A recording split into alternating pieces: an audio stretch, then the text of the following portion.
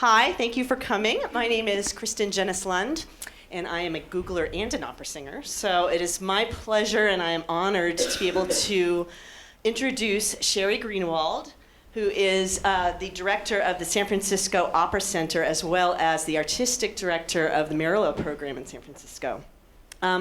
Most of you have already read her bio, so I won't read it. However, I can tell you that suffice it to say, she is an amazing international artist that has sung so many roles in so many prestigious opera houses around the world. Since then, she's been one of the cornerstones of vocal mentorship in the Bay Area for young singers. If you'll indulge me, I'd just love to tell a quick story how she and I met. My brother was actually the third spirit in San Francisco opera productions of Magic Flute back in the 80s when Sheri sang Pamina. So I got to meet her when I was a young child, and then was having a crisis deciding whether to be a concert violinist or a singer. And so my violin teacher, who is friends with Sheri, told me to go and visit her, and she said, close your eyes and imagine you being in an orchestra rehearsal for 8 hours and imagine you singing for 8 hours. Which would you rather do? And that answered the question. So there you go. Anyway, I'm pleased to introduce Sheri Greenawald. Please give her a warm welcome.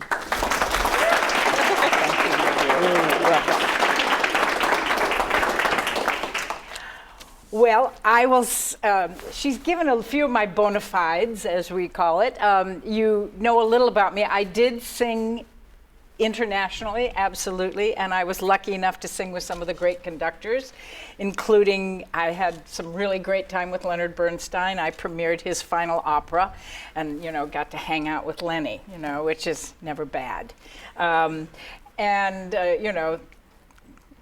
Got to ask Seiji Ozawa I asked him, do you have a photographic memory? Because I was always so impressed with Seiji Ozawa's ability to never have a score in front of him. And he said, no, I work very hard.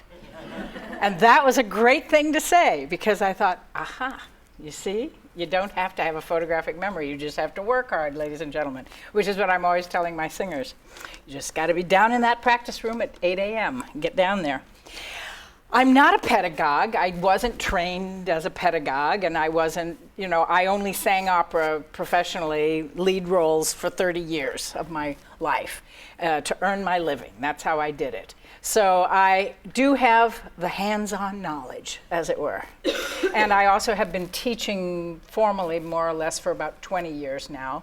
Taught at the Boston Conservatory. I've been around. But I grew up in the middle of the cornfields of Iowa. So, I came to this in as weird a way as anyone can, I think. So, except we did have the Firestone Hour back in my day, and you watched Eleanor Stieber and people like that sing, and you got stimulated, I think. So that was a good thing. How does the voice work, right? That's, people are always curious. Of course, we can go into a lot of pedagogy, and I do like to know the reality. I was telling someone at lunch that I went to a teacher, and his solution for most things was, well, bite the apple. And unfortunately, I was the daughter of 2 science teachers, and so I would say, well, how big is that apple, and what color is it? And I don't know, because I knew large apples and crab apples, and so that didn't work for me. And then I finally did meet a teacher named Audrey Langford, who was British. I met her in Santa Fe, New Mexico, where she taught every summer. And Audrey was the first person to say to me, "Where's your tongue?" I said, "I don't know." She said, "Well, it's halfway down your throat." I said, okay. So we got the pliers out and we got rid of that. And so Audrey would say to you, "I can tell you so much, then you got to go read Grey's Anatomy." Well, I am a girl that owns a Grey's Anatomy, and it sits by my piano at home. So I did do that. So what do we do? This is interactive. I just wanted you to know this. You're going to help me out here today. The first thing we do, of course, is we have to figure out, what do these vocal cords do? They close. It's an act called, we call it closure. It's called adduction. There's another terminology for it. But anyway, there are a lot of terminologies for what this is. When the vocal cords sit open and then they close to create sound. Of course, The tongue is right there too, and so this whole part of your throat is involved in several things. It's involved in, the tongue is protecting the windpipe, so you've got the windpipe right behind the larynx. So there's a lot of stuff going on in that area of your throat. But these little cords, in the male they're a little longer, they're about up maybe to 2.5 centimeters, and in the female they're anywhere from about 1.75 centimeters long to 2 something. Teeny pieces of gristle that I earned my living with for all these years. They're little bitty things, but they sit open for the most time, and then when you phonation, they close, right? That's what they do. That's how we do it. And you can feel it. I always say we can all do. Can you hear that? I'm just touching my cords without sort of sounding. Can you do that? You feel that point. Singers become so familiar with that point because that is, particularly if you have a gentle onset, you know exactly where that point of contact is. You have an incredible relationship with that sensation of that touch. You know exactly where that is. The perfect phonation, the breath comes exactly as the cords close. But there are other types of onset that can happen. You can have what we call a breathier onset, and that's when the cords don't close right away, and you get sort of, and it's sort of, and I'm keeping a little more space actually between my cords. And that's perfect closure. They're not completely closed either. There's a teeny small gap if that's a perfect closure. But a breathier one, you keep them even further apart, and they don't close quite all the way. But then there's also the glottal attack, which is involved in, we use glottal stops in the German language particularly. That's one you may know, because you have to put a glottal stop before the vowel onsets in German language. So the glottal stop is just the stop happens a little before the breath, and so it's so you bring your cords together, try that. You bring them together, and then you bring the breath. That's sort of a glottal stop onset. That's what that is. And that is used, like I say, in the German language. And so if you're singing beautiful Schubert songs, you're doing a lot of glottal stopping here and there. So those are the different kinds of onsets that we can produce. So the breath is coming through the vocal cords and making them phonate. And of course, one of the most interesting things about singing is also the Bernoulli effect. Now, you're a bunch of engineers in here, possibly. How many of you know the Bernoulli effect? Here we got several over here, right? It's what gets the airplane into the air. It's what makes that baseball spin. And believe me, I don't understand it very well. But I do understand this. I do understand that when I close my vocal cords and send air, which is what we do, you're sending air and you've closed this space, it's creating a compression. And on me, you can actually see what we call the subglottal compression. If maybe you can see it, I'll walk closer to you. It looked like a bladder filled up on my neck. It really will. And this is called subglottal compression. So here we go. I'll give it a try. Here we go. So it's going to go.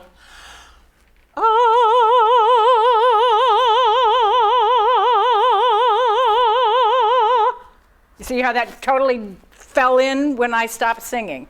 That's subglottal compression. So I built up air under the cords, and what that does is it then blows that cord open.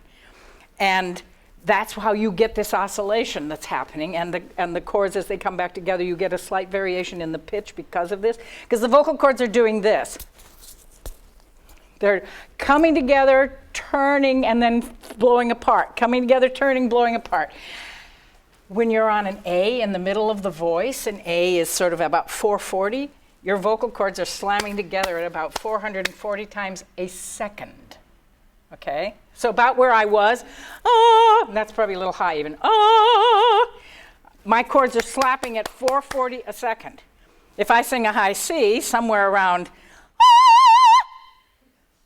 that's going to be about 1,000 times a second that your vocal cords are slapping together. And they're doing this wild thing. So the only way to really see them is under a strobe light. You can't really isolate this vision without strobes when they do hard scopes at the voice doctor. So that's what's happening in that throat, which is this I think for some people feels rather violent in a way. And it is sort of a violent little action that's going on there. And what I call singing is sustained scream. Because when we talk, we don't sustain the pitch. Unless you're like me and a little sing-songy, and you start to stretch out a word, then you're sort of sustaining as a singer does. But what a singer is doing is really sustaining more, no! That's me screaming at my friend who's about to step off the curb and get hit by the Muni bus. You know, so I always yell no at them.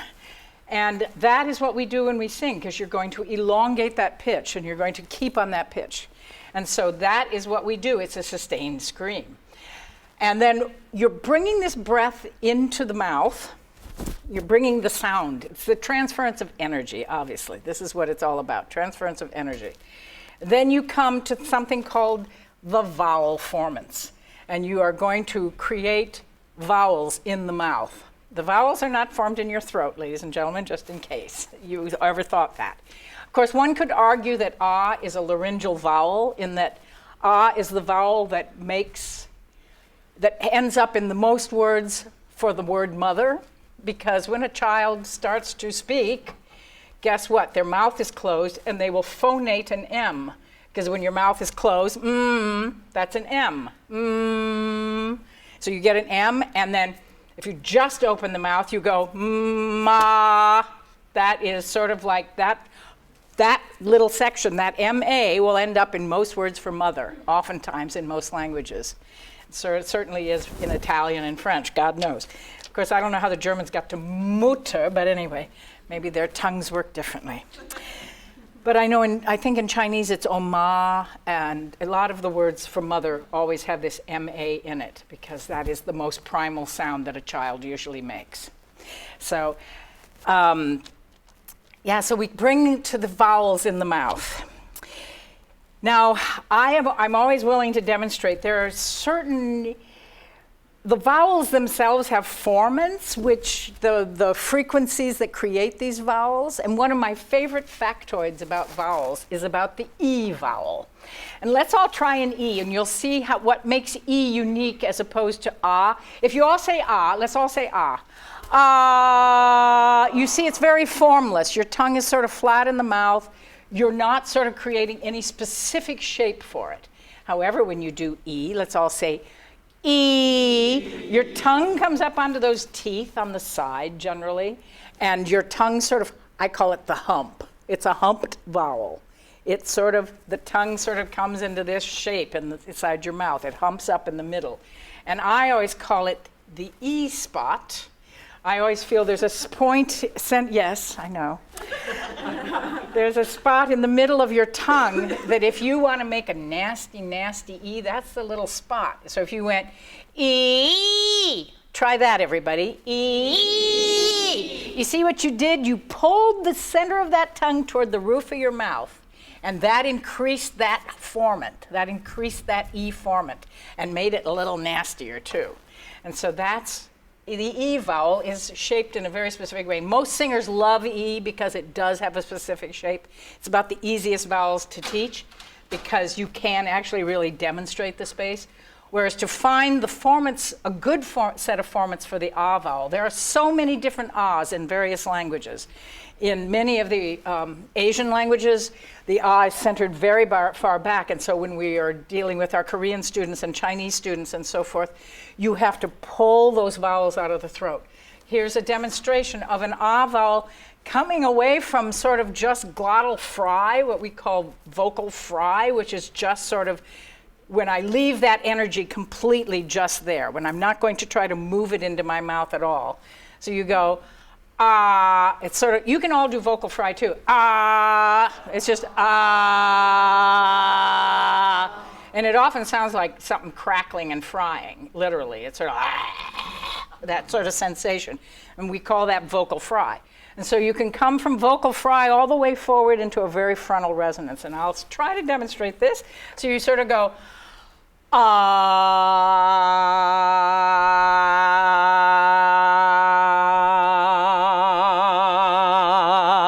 Now that one, the last one, was totally focused right behind my front teeth. The great Caruso would always say, my voice, she is here. And take that thumb and stick it up behind his front teeth, because indeed, a singer who's really producing in the resonant pocket, which is what your speech therapist will call it, in the resonant pocket. That's what your sensation is. It's sitting right behind your teeth, right there.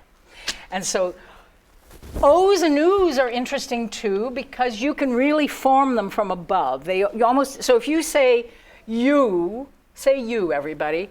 Do you see how this middle muscle here under your nose gets a little involved? And a singer learns to use that to sort of increase those formants. And this musculature is very involved in O and U. So if you say, no, you don't. Say, no, you don't. No, you don't. You feel how those all sort of tumble. To me, they always feel like they tumble down the front of your face. O's and U's always just feel like they're rolling around up here like little marbles. They feel like they look on the page, sort of, to me, O and U. So O and U are great vowels. They are usually, U, I would say, is the cover vowel. Have anybody know the term cover? Ah, good. Or passaggio. The term passaggio. Here's another lady who knows that.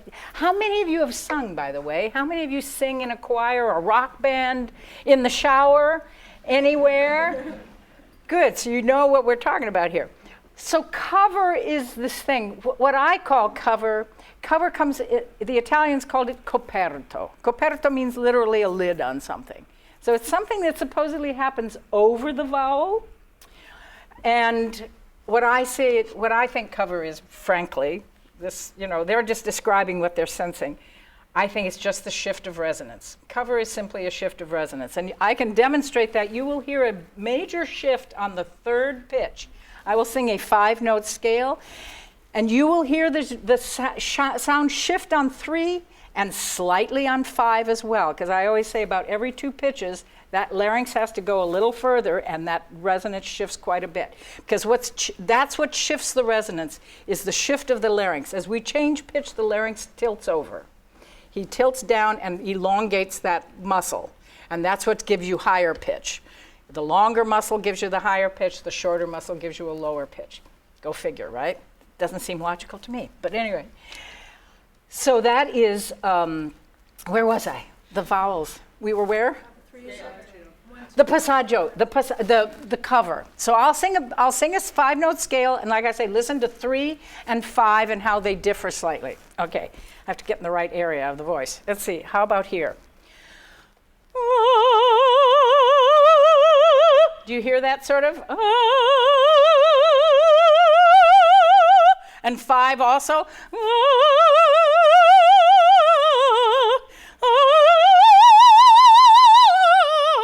And you hear that top pitch is, you keep hearing the resonances shift, and this is what we call the cover. The passaggio is this incredibly interesting part in the voice. Every singer struggles initially with their passaggio generally, unless there are these lucky people that don't struggle with it. I have met 2 of them. But the passaggio is where I asked Dr. Khoury, who is the head of the voice and swallowing department at UCSF, with whom we have a wonderful relationship. I said to him one day, I said, Dr. Khoury, can you look in the throat and tell a baritone from a tenor? And he said, I can't even tell a male from a female. Well, that sort of blew about a lot of preconceptions out of my mind, because, we all think that we're very unique. Well, guess what? We're not. Not very unique at all. Now, the vocal cords, he did say that certain vocal cords are maybe a little thicker. There might be a little thicker chord, a slightly thinner chord, but basically you can't even tell the male from the female. And so I always love it, because men always think you have to treat their voices differently than a female voice. And I'm going, what? No, you don't. Not really. But anyway, so where was I? I'm always losing my track here. The passaggio. So the passaggio. I asked Dr. Khoury what it was, and he said the problem about studying the passaggio is you'd have to put electrodes in someone's vocal cords and have them sing, and no one's going to do that, because that wouldn't work. But the working theory, Ingo Tietze is one of the leading research persons in the voice world, and a physicist himself.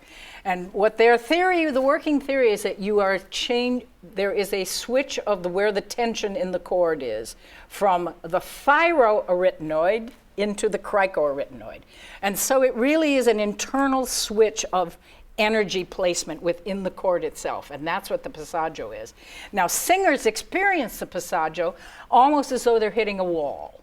They'll start up a scale and go, ah, and then they hit this wall and they're not quite sure what they're experiencing. And all it is that they're probably, if you're having difficulty in your passaggio, you're probably creating too much tension around the larynx itself or within the larynx itself. And so this natural sort of switch of the energy placement is being interrupted. And so when I teach the passaggio, I just say, keep your vibrato loose. Just let that vibrato go wild. And usually that helps them because it keeps that larynx a little more active and able to make that switch on its own. And that's what the passaggio is. And so knowing that also takes the mystery out of it as well. And I always think we need to take more mystery out of it, because when you get your vocal technique organized, that's just the beginning. That's not the end product. Having a good vocal technique is the very beginning, because there's so much more that goes into this business than just having a perfect vocal technique. It might help if you understood your words and could walk and talk and act at the same time as well. That helps. So that is what we do. We create these formants and these vowels. And the speech therapists do talk about this resonant pocket of the voice, and that's when the energies are not being blocked by tensing in the laryngeal area somewhere, or not supporting properly. The breath is a big thing, because singers experience this compression in their body in very different ways. As many people as are singing would probably describe the act of inhalation and exhalation during singing in all completely different ways. However, I think one of the most simple ways for you to experience what we experience is simply, we're all going to do a sibilant S. And you are going to just hold this S, and what you're trying to do is, you don't want this S to go wavering like a candle flame, you know. You want to keep this S sort of straight down the middle of your tongue, and you're just going to go and you're going to experience the slow release of your air through resistance, because that is what the vocal cords are providing, resistance on the air. And so an S will provide this resistance, and you can experience what the singer feels in their body as they're slowly releasing air. So here we go. How about a sibilant S? So we're all going to just go.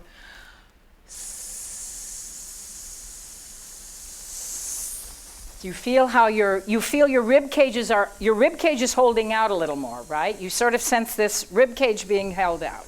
You suddenly start to feel your stomach muscles will suddenly start to sort of contract here and move up the middle of your belly, right? Keep going, keep going, keep going. And when you get near the end, then push it all out. And do you feel how your muscles in the stomach area just then grip underneath, right? Right? If you push it all out, you feel that musculature. That's what singers feel, and that's what we're doing. We're controlling. It is the relationship of the amount of breath pressure to the amount of pressure into the cord itself, which is critical. And we learn to control that slightly, but the most critical thing is that it's constantly flowing, and that you constantly have a wealth of breath in the reserve for the voice to be using. That breath motion is like critical. And so, but every singer has a different description for what they sense in their body. So Marilyn Horne will say push down. I would never think of down. I always think of up with the breath. But every singer has a different response in their body. And so they feel it in a different way, and they describe it in a different way. Of course, that's one of the complications of teaching voice in general, is that the experience is internal. Unless you've got a scope in your house and can scope yourself while you're singing or something, you don't know what you're doing. It's not like a pianist who can adjust his wrist height, or that kind of a violinist. I played string bass, adjusting the pressure of or how you hold your wrist. You can see it all, and it's much more simple. This is a hidden art form in a way. It's all in our deep, dark throats. One thing I want to let you know about the E vowel. All the vowels have their set of formants, and E has a set of formants out here at 2,000 and 3,000 hertz out here. guess what? The 3,000 hertz is where the human ear canal resonates. So that's why the E vowel is usually one of the most annoying vowels. And I think voice teachers don't like to they teach away from it a little bit because that E really hits your ear. Because if you go, E, that E, comes at you fairly well, but E, it just really is more pungent. We think of it as the pungent vowel. It is a pungent vowel. But that's because of a good reason. It's the one that's making your eardrums, your actual ear canal vibrate. So it literally has a physical response for you. So that's a good thing to know.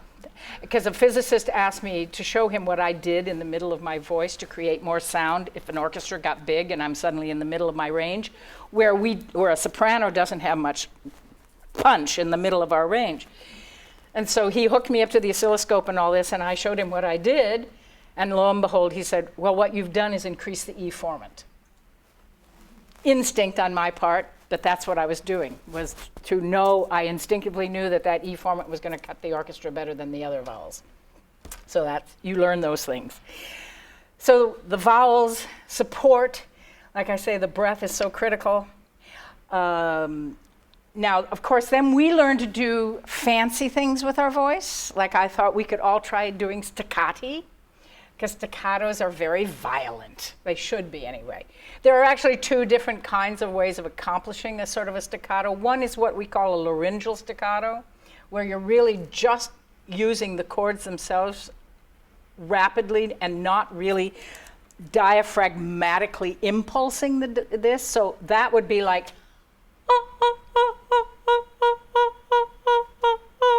it's not quite as strong for me. I don't use those. I use what is diaphragmatic. The diaphragm is that muscle that lays in your body this way. He is not flat. This is not my diaphragm. These are my stomach muscles. My diaphragm is in here this way. He's under here, and when you inhale, it happens for us all. When we inhale, the diaphragm lowers. And then it's what controlling this inhalation a little bit. And it slows the inhalation and the exhalation. So the diaphragmatic action is, here's this diaphragmatic staccato.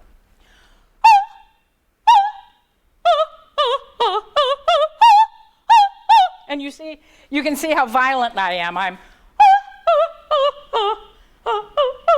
And so it's like, guess what it's like? Barking. So if you all went, everybody barking?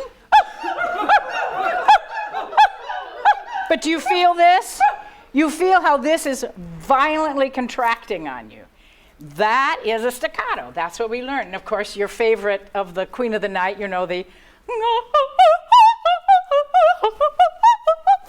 all that's good staccato, and a good Queen of the Night has a really good diaphragmatic action. She knows how to get there. So it's staccato, and then a trill is one of the hardest things. You can't even teach it. I've asked speech therapists, I've asked everybody. If you haven't got the instinct for a trill, it's probably not going to happen. And believe you me, I know lots of really good singers who can't trill. But a trill is just this oscillation between two pitches. That's what a trill is. And there are trills on half steps and trills on whole steps. But in the old days, guess what? Back in the good old days when the Baroque singers were going wild, they would trill on fifths. So like the Baroque singer would go, ah! They actually would trill back and forth. It's a little like yodeling. But the trills that became standard then from Mozart on, basically, were mostly either half-step trills or full-step trills. And those sound like,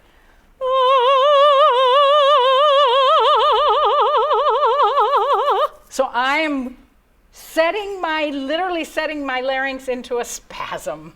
It's really a spasm of the larynx. And like I say, I have never been able to successfully teach a trill, but I can show you sort of what it feels like. And that's if you go,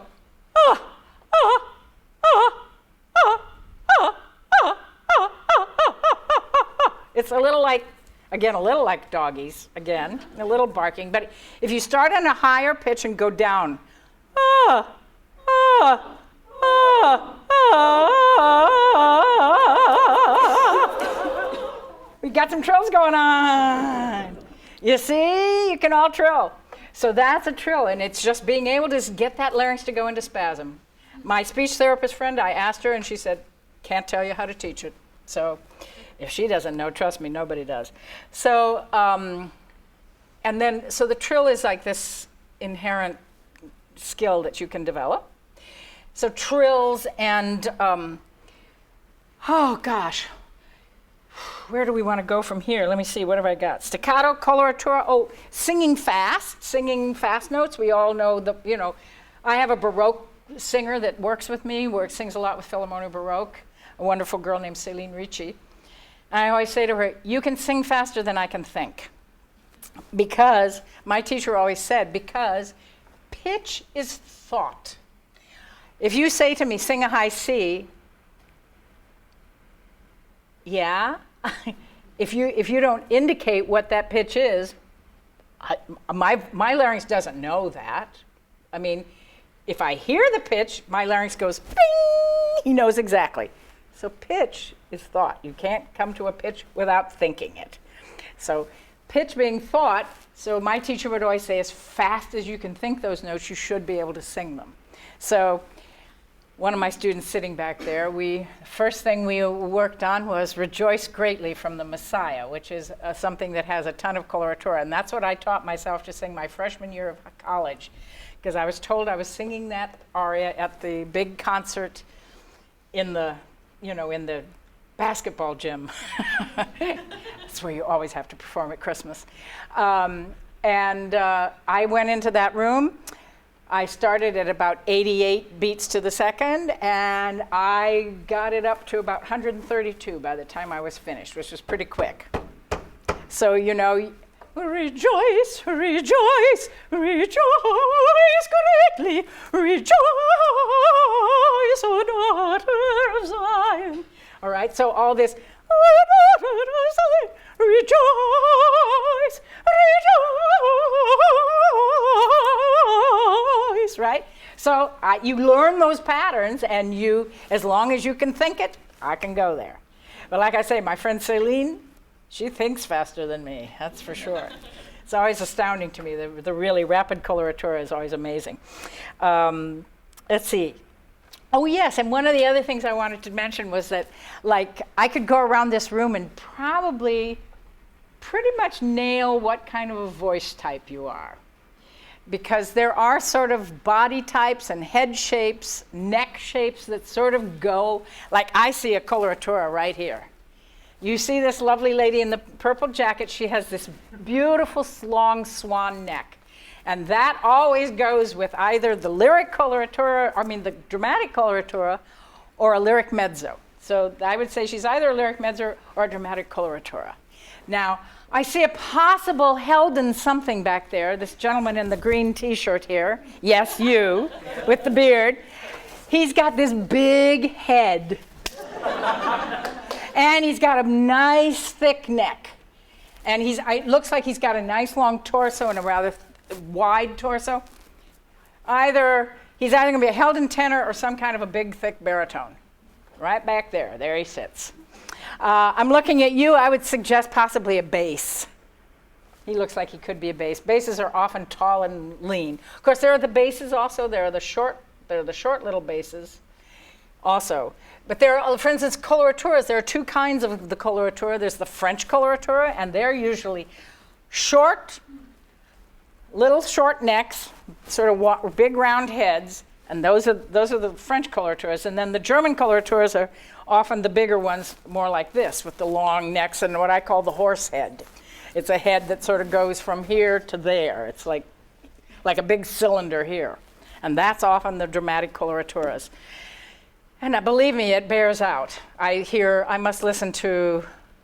probably hear somewhere between 800 and 1,000 singers every year live in auditions. And so when they walk in, it's like, I already know. And some kids will walk in and they'll say, I'd like to sing this. And I said, no, you wouldn't. No, you wouldn't. Because I can tell by their body type that they couldn't sing that aria if their life depended on them. In reality, I mean, to my standard anyway, they wouldn't be able to execute it because that body doesn't sing that music. It just doesn't happen. Because your body does. This was one of the most wonderful things that happened to me. After Dr. Corey had said to me this whole business about that you don't tell men from females even if you stare at the larynx all day long. So one night I'm doing a public education class on singing, just like this, just what I'm doing with you, and all of a sudden the orchestra members come later and do their bit. My friend Emile Miland, who's one of our cellists in the orchestra, walked in the room with his cello. And I looked over there and I went, oh my God. I thought, well, whether you have a Stradivarius or a Suzuki, you're walking into the same music store or emailing Amazon for it, whatever, how we do it anymore, because there are no music stores left. They're purchasing the same string. It's not like he's got a unique string that's only the Stradivarius string. No, he's going into a store and buying a string, replacing that string just like any other violinist. So guess what? It ain't the string that's so important. It's the box. So that's why these body shapes are so critical, because my good friend Dolores Zajic, who is been one of the world's famous dramatic mezzos for years and years, trained at the San Francisco Opera, former Adler Fellow, ding ding, right? Delora always says, when I'm at a dinner party, when we're sitting down, I'm one of the tallest people at the table. When we stand up, I'm one of the shortest, because she's all torso. She is just nothing but here to here, big, long upper body, and then teeny little legs, teeny little legs. But that's her calling card. That's why she is who she is. And of course, she has a head like a basketball. My friend Jane Eaglin, who was one of the great Brunhildes of her day, Jane, I literally always just look at her head and go, oh my God, it's just a basketball. It's a huge, huge head. I've sung with Kurt Mahl, the great famous bass. It's just a mound. He's a mound of a man. He's just giant. And that's what that voice is. The bodies tell you the truth. Your body is your vessel. And that was one of the great things about seeing Emile that night, because it really confirmed to me how important this is to the act of singing. So I always find that very fascinating after all these years of being in this business. So I think I'm about done with what I have to say, but I'm really anxious to hear what you might want to know and what questions you might have. Yes? So I've been going to the San Francisco Opera since I was a kid. Oh, cool. Huge opera fan. Sign her up. But I have a question for you. Yes. It's not just about the San Francisco Opera. So I'm a native Russian speaker, and I go to Russian operas at the San Francisco Opera and even other places, and sometimes I'm just horrified because there are some singers that are just butchering the language very sonorously, but they're butchering it. And there's another one who may be, not just the native Russian speakers. You might have a Polish or a Czech singer who are fine. Same thing with the Czech operas. I'm hearing the same thing.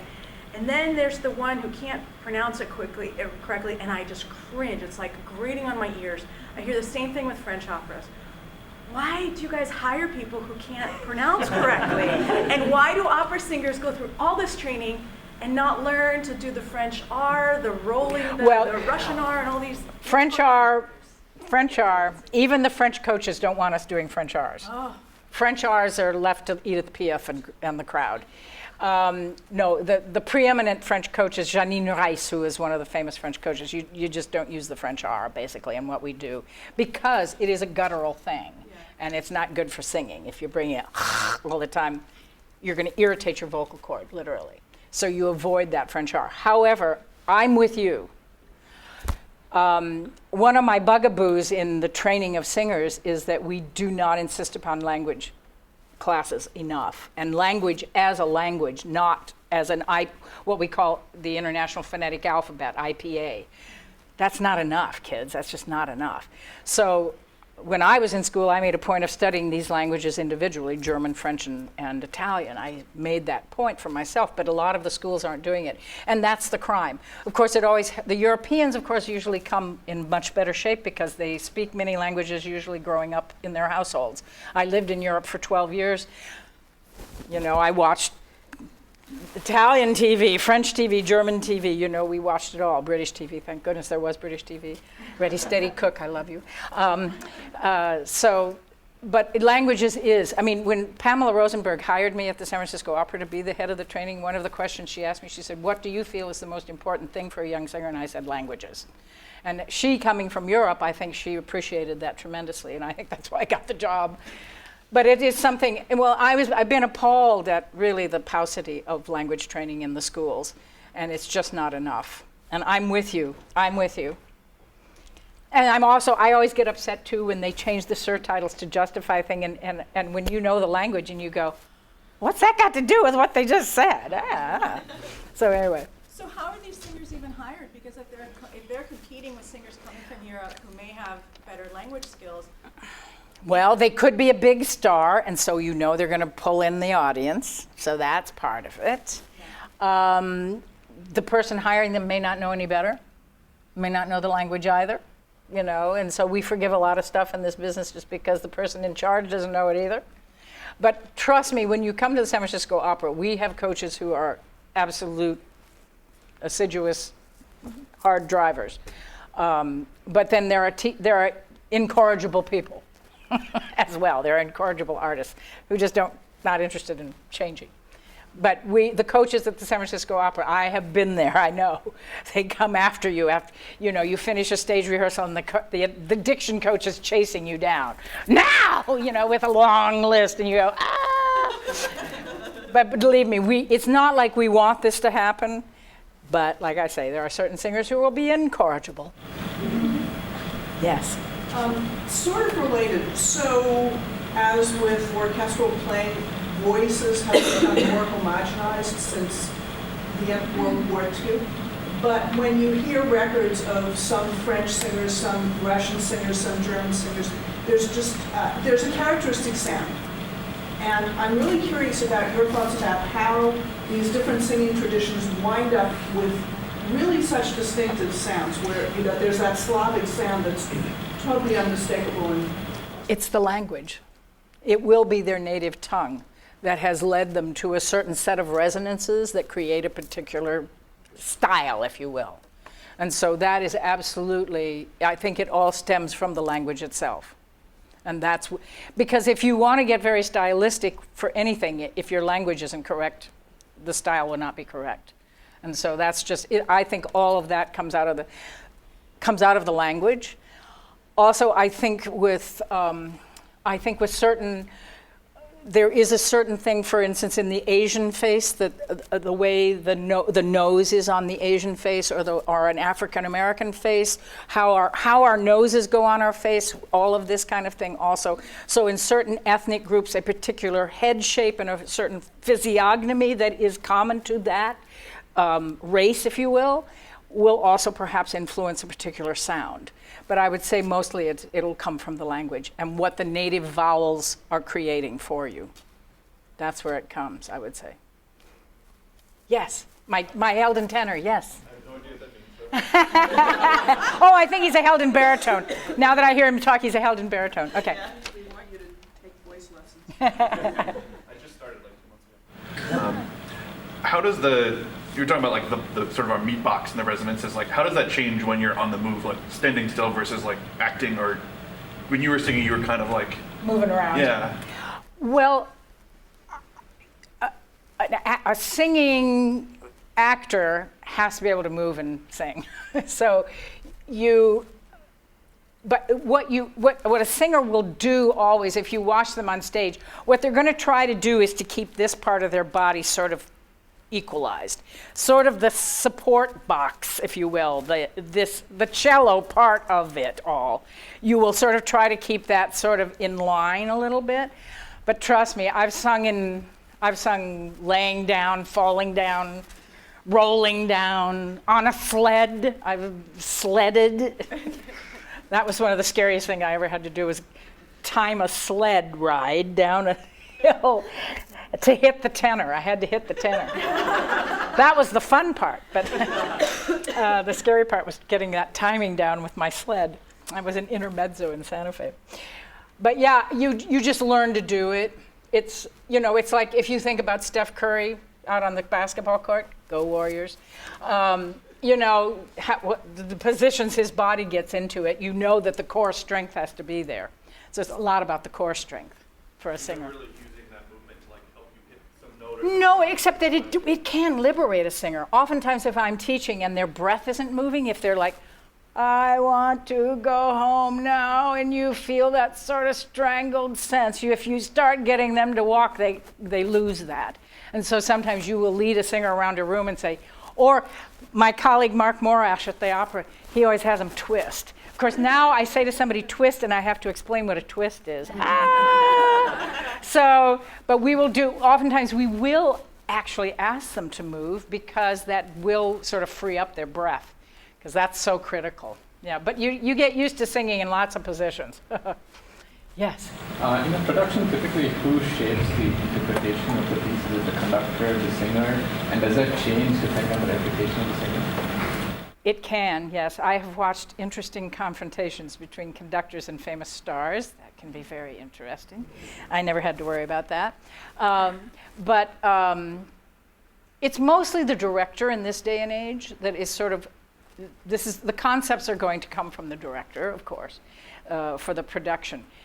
The conductor can come in and influence it in a great way just simply through tempo, and oftentimes there will be a disconnect between what the director is wanting sort of dramatically and what the conductor is thinking of the music. And so sometimes the singer will end up sort of being the mediator between the two of them to find a compromise that works for the dramatic side and the musical side, what he wants to create.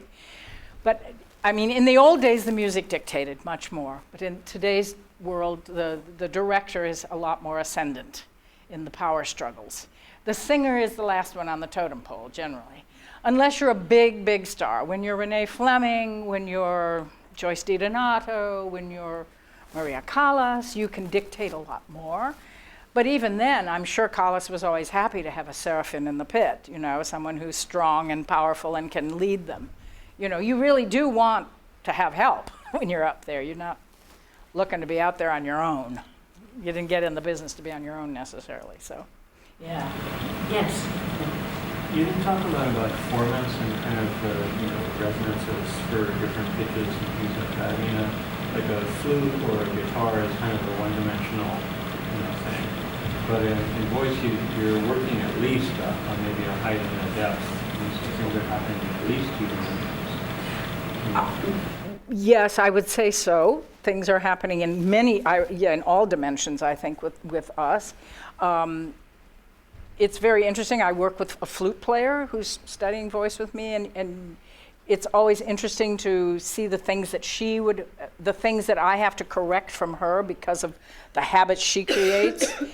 And flute players hold their flute with their chin, and so the chin becomes, and then you gotta go, okay, get that thing out of there. So, yeah, but we are working in and it's very interesting, the Meyer sound systems that are coming out now, which they have in restaurants and theaters now and all of this sort of thing. It's very interesting because I call them Ursula because what they're doing is taking my sensation away from me. A singer is relying very much on a sensation. It's too late when you hear it. Like the conductor is always saying, if you're waiting to hear it, it's too late.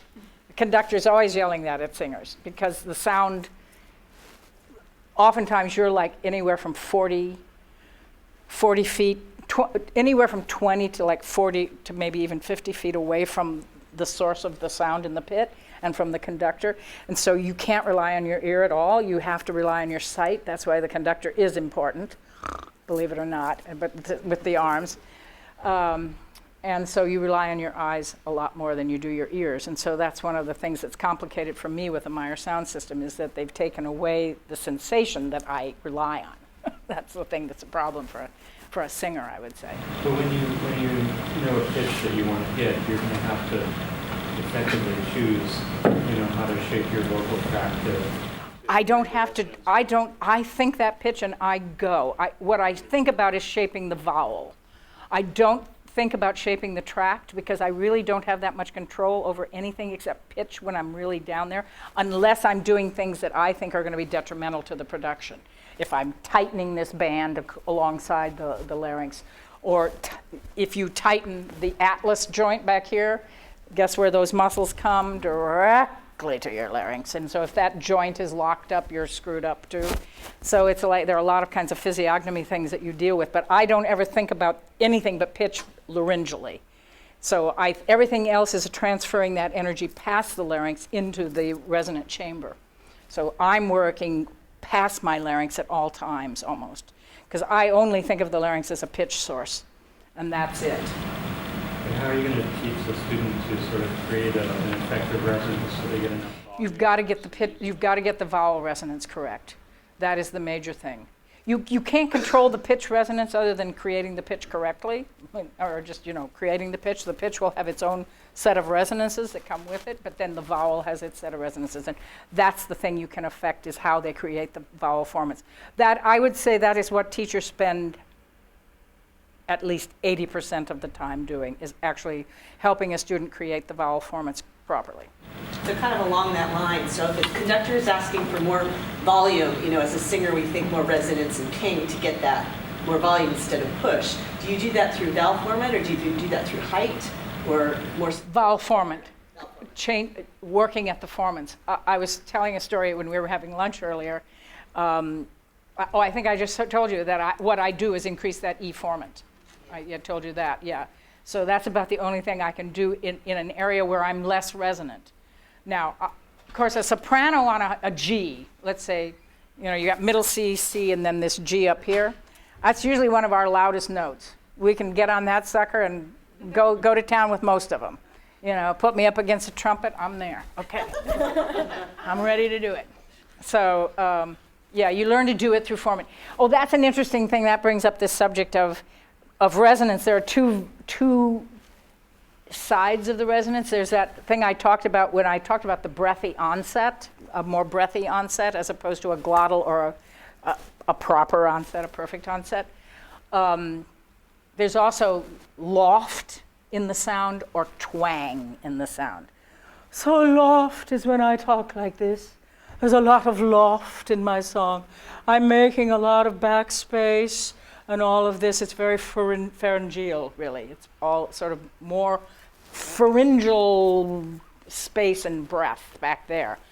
But then twang, I'm closing up space in the back, actually, and really singers. We were watching a video of Sam Raimi singing the Semiramide aria, and we were sitting there, and Soha Al-Jurf, my speech therapist friend who used to be at UCSF, Soha would say, loft, twang, twang, twang. Sam's from Kansas. I said, Sam will have a lot of twang. He's a good Midwestern boy. But those are sort of the two shades of the resonance. You can go from, well, I have to go higher.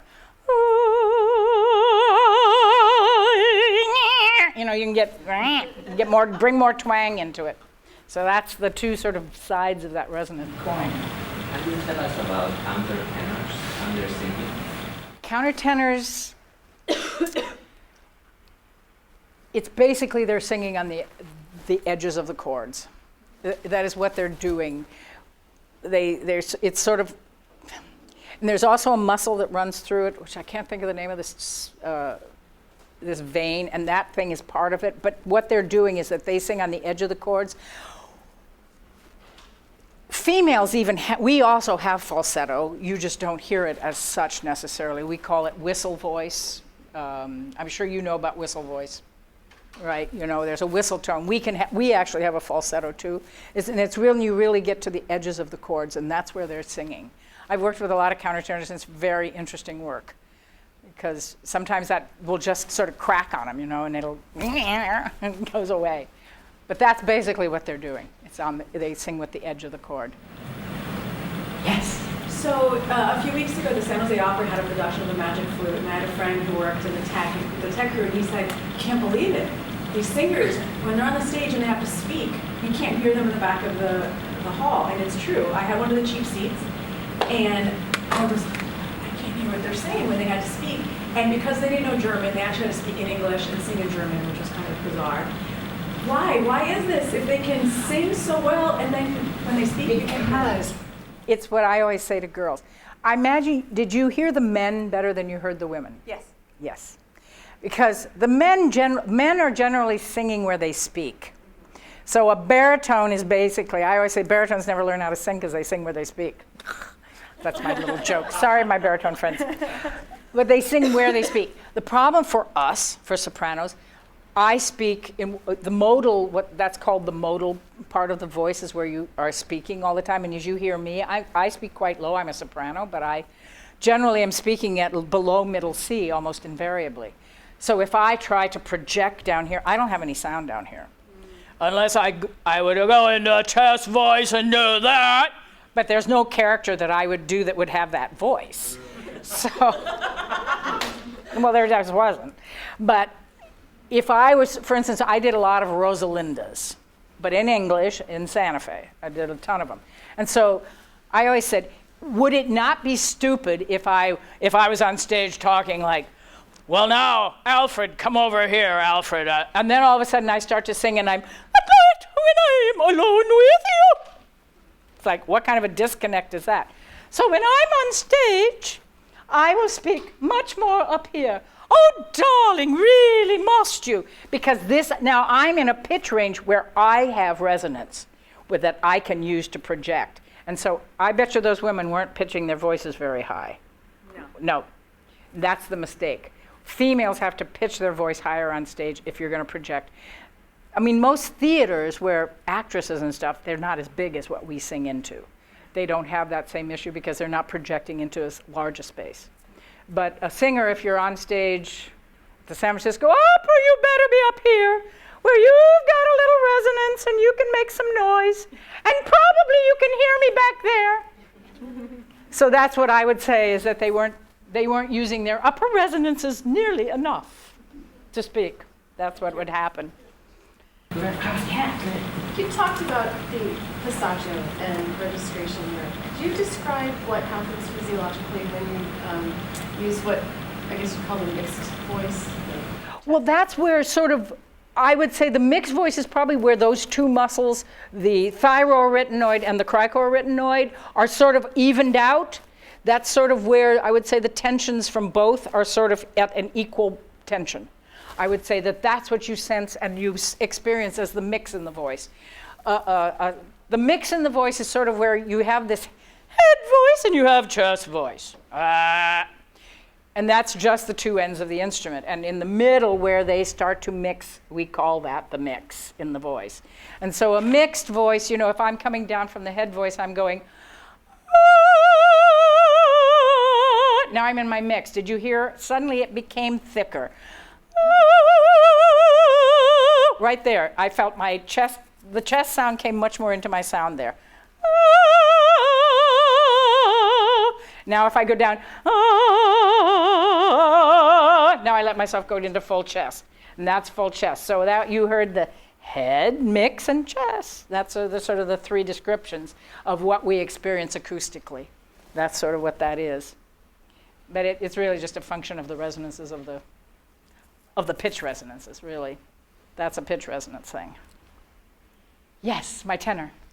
I'm sort of vaguely aware of like professional singers, maybe not necessarily opera singers, who have like, they have to go on rest or they drink fancy tea or weird stuff happens. Like physiologically, what's going wrong? Well, that's right, it's all in their head, usually it is. Well, it's so interesting. My speech therapist friend always says, remember, a singer is a human being. And human tissue is a lot more delicate than a piano string, for instance, or the catgut that the cellist plays on. So we are dealing with living tissue. And so singers get obsessed about that sensation. Every singer has their fetishes. I had one baritone friend. You'd walk into his dressing room, and there would be a little towel in the middle, and all the brushes were neatly laid out, and this was his fetish. This is my prep. Now, my room wasn't anything like that. However, I went through my phase of Ricola tea, where I dropped like about 10 Ricola drops into a canister of hot water, and that was the Ricola tea for the night. Singers will experience things like cotton mouth. If you get nervous, all of a sudden that you feel like your mouth is just dried up entirely. So the good thing about Coca-Cola and Ricola tea is that they've got sugar in them and they'll stimulate your saliva. So that helps you keep a sense of moisture. And of course you have to stay hydrated. That is critical because you are bringing a lot of hot air. A lot of hot air in and out. There's a lot of hot air in and out, so you are drying tissue. So staying hydrated is very critical. I don't know any singer, like, I'm an old singer, and I'm still traveling with my water bottle. So, we just get obsessed with water. That's what we do, yeah. It's just because we're human. We have to be, that's it. But every singer has a fetish about, their routine coming into the theater. So it's always amusing. I always am amused anyway. Anyway, yes? What was the most challenging language to sing in? I loved singing in Russian. I loved Russian. Actually, I never found any of the languages thus far too difficult. I loved singing in Spanish, I suppose for me, Italian was my least favorite, actually. Oddly, I loved singing in German. I loved Russian. I like consonants. I like consonants. So, and of course, I spoke French. I lived in France. I love singing in French. But yeah, there was no language that I ran into in my end of the business that frustrated me. I liked them all. I always fascinated by them, I mean, any singer probably has this weird vocabulary because you have words that you've learned in a particular language that are so fitting. Like I'm always calling, I have to even stop and think in English, the litter box. To me, that's the bakje. That's a Dutch term, the bakje. That's a perfect word. It's short, succinct. You don't have to say litter box. That's too long. Bakje, there it is. So every singer has all these terms from all these other languages that you constantly are peppering your statements with. So, because you just like language. Hopefully you like languages. That's critical, as we spoke earlier. Yes? Favorite pop singer? Oh. Well, right now I got Tom Petty going on in the car. I love that album, the White Album. I call it the White Album. I don't even know what the album is. But I love the line, you gotta have rhino skin if you're gonna fit in this world. So I love Tom Petty. I like me some Annie Lennox. Give me some Bette Midler even, I like Bette Midler's on tour again. I love it. I've seen her in Amsterdam. I've seen her in all kinds of places, Bette. So I like all kinds of music. Every opera singer does. Most opera singers have a lot of rock and roll on their iPads, believe me. They really do. They love their rock. Love to go country western dancing too. Well, country western singing is really nice. It's a lot of twang. Got a lot of good resonance in country western singing. Like the country western singers a lot. So, good twang. Me being from Iowa, we got about a twang in it. I always laughed about the Loud family on Saturday Night Live because I thought that's where I grew up. That was my family, the Loud family. So, very loud in my family. Anyone else? Yes? What role outside your repertoire would you love to sing if you had that voice type? Brunhilde. No doubt. I always say, with the way things are digitizing and everybody's doing all this stuff, I said, just put on the Birgit Nielsen recording and let me at it. I was a good lip syncer. I did a lot of lip syncing as a young girl, so I'm sure I could figure it out. So Brunhilde would be the role. You'll have to settle for Orglita. Yeah. So, after Britain's Got Talent had Susan Boyle, and I forgot the man's name, who was a cell phone salesman, and then became an opera singer, and then now with the simulcast, like my parents, they're like, why go all the way to San Francisco? I can just drive to the AMC and watch the movie there. Do you think that's sparking more interest in opera? Because I know it's very difficult financially with arts funding and all that. What do you see as the future? Well, I think it's a double-edged sword. Unfortunately, I do feel that a lot of all this simulcasting and stuff does cannibalize the audience for the in-house, the actual opera houses. And the problem is opera is an expensive art form to produce, and so if you start that, then you won't have even the source. If you don't support the source company, then you won't have the source to even make your simulcast. So it's a complicated question, and it's one that I don't think has gotten sorted out at all. Like, I think, the Met having a simulcast like a few blocks from their house, I think has cannibalized their audiences rather. So, so it's a complicated question business-wise. Is it good for the people? Absolutely. Are you kidding? It's fantastic. Get opera, let people see it. That you can go online and see opera almost anywhere, anytime. That's amazing. But for the financials of our business, it's a complicated question. It's more complicated than people think, I think. So, yeah, yes. So I'm more familiar with the symphony side, sort of going to Davies and seeing vocal soloists there and the chorus and all that. What is the sort of behind the scenes for vocal soloists, kind of, if you have an opportunity to go to the symphony and sing something versus the opera, other than in one you act and in the other you generally don't? Are there other differences in kind of performing in the two spaces? No, I was lucky enough I got to do both, of course. Most singers do get to do symphonic work as well. It's not really that much different. I mean, however, for instance, the great Tatiana Troianos, who was one of the famous mezzo-sopranos, I remember I was sitting in her manager's apartment in New York City, and the phone rings, and it's Tatiana on the other, and she's singing the Alexander Nevsky Suite with the Chicago Symphony, with Schulte conducting, right? This is not a small profile gig. This is a big profile gig. Phone rings, and it's Tatiana. I can't sit on the stage the whole night and have people looking at me. I can't do this. And she was completely flipping out because she was going to have to sit on stage. And I've seen her on stage. I saw her on stage at the San Francisco Symphony in concert. She was completely uncomfortable with that. As long as she had a character to hide behind, she was fine. But the whole idea of sitting on stage as yourself was really freaky for singers, some singers. So I would say that that's the difference, is that you are more yourself when you're doing a concert than you are, of course, at the opera. You are involved in a complete character development, so it's more naked, singing symphonic pieces in a way, if you will. It feels more naked in a way. So some people are better suited to that than others. Like I say, help! But that didn't bother me. Happy to deliver my message wherever. I loved singing the Messiah. I loved singing that down. My favorite recording of the Messiah is one with the great dramatic tenor John Vickers, because I always say when John Vickers opens the thing and goes, "Comfort ye," you go, "Yes, sir." There's no doubt you're going to comfort yourself. Yes, sir, I will. And the great thing about that recording, it's the great Birgit Nielsen singing the soprano solos. It's hilarious. It's one of my favorite recordings. This giant dramatic voice, like, "Rejoice!" It's like heaven on a stick. You gotta love it.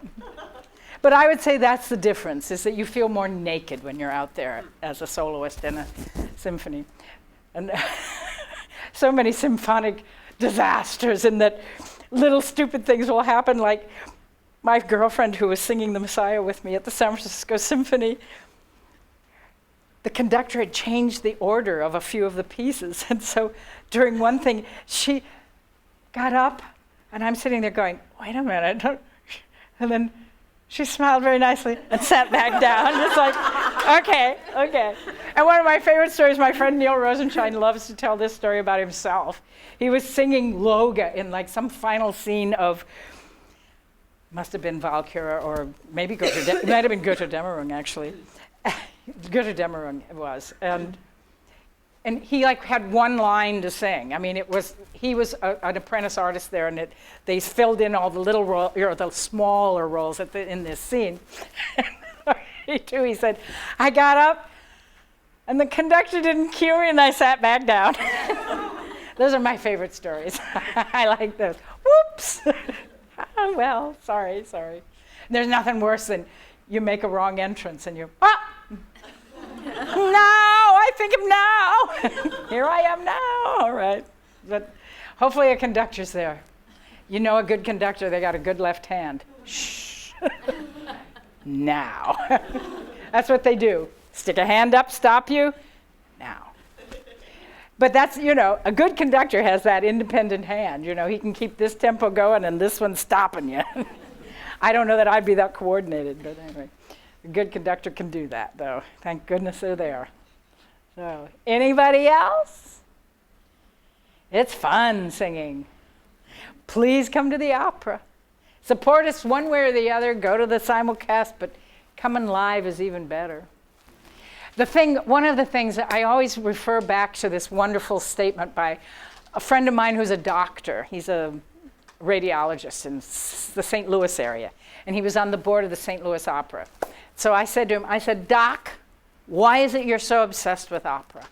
And the thing he said, when I'm in that theater and that voice comes and hits me in the chest, that's what I love and that's what I'm addicted to. So you can't have that, I'm afraid, in the theater. That's a live experience that I hope you come and enjoy it. Thank you so Thank much. you. Everybody, you're wonderful. You're welcome.